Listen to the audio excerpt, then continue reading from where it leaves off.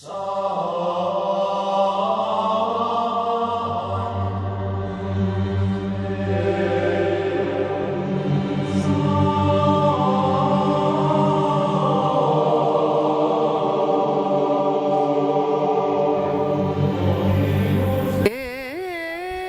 ಕುಟುಂಬದ ಸ್ನೇಹಿತರಿಗೆ ನಮಸ್ಕಾರ. ಇವತ್ತು ನಾನು ಚಾಮುಂಡಿ ಬೆಟ್ಟಕ್ಕೆ ಬಂದಿದ್ದೀನಿ. ಅಮ್ಮ ಚಾಮುಂಡೇಶ್ವರಿ ಎಲ್ರಿಗೂ ಒಳ್ಳೇದು ಮಾಡಲಿ.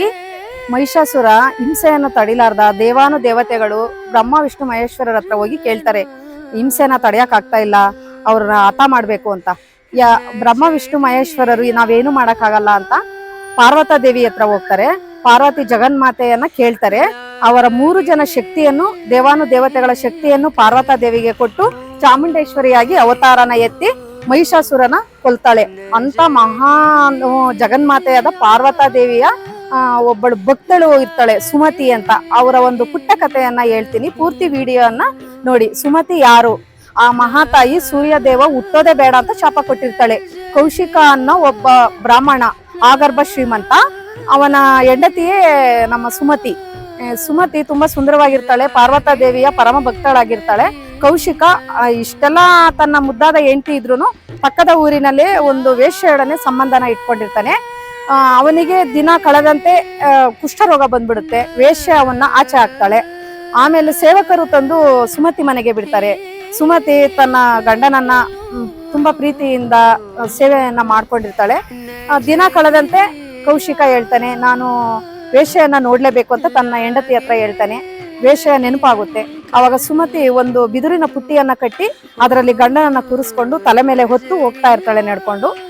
ಹೋಗುವ ದಾರಿಯಲ್ಲಿ ಸಂಜೆ ಆಗುತ್ತೆ. ಅಲ್ಲೇ ಪಕ್ಕದಲ್ಲಿ ಮಾಂಡವಿಕ ಅನ್ನೋ ಒಬ್ಬ ಋಷಿ ಮುನಿ ತಪಸ್ ಮಾಡ್ತಾ ಇರ್ತಾರೆ.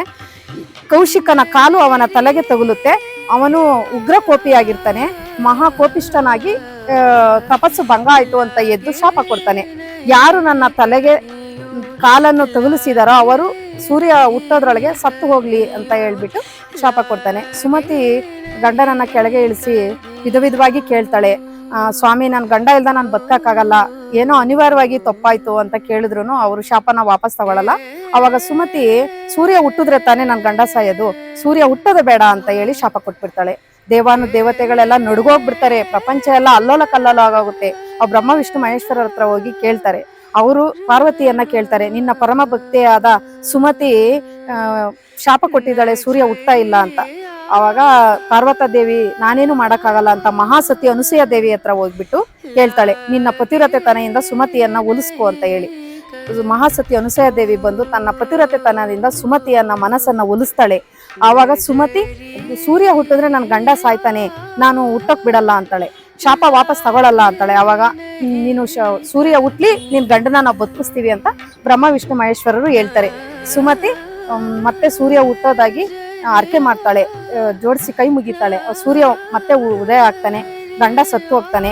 ಮತ್ತೆ ಅವನಿಗೆ ಜೀವವನ್ನು ಕೊಟ್ಟು ಕೌಶಿಕ ಮತ್ತೆ ಮಾಮೂಲಿನಂತೆ ಸುಂದರವಾಗಿ ಯುವಕ ಆಗಿ ಮತ್ತೆ ಗಂಡ ಹೆಂಡತಿ ಇಬ್ಬರು ಆನಂದವಾಗಿ ಇರ್ತಾರೆ.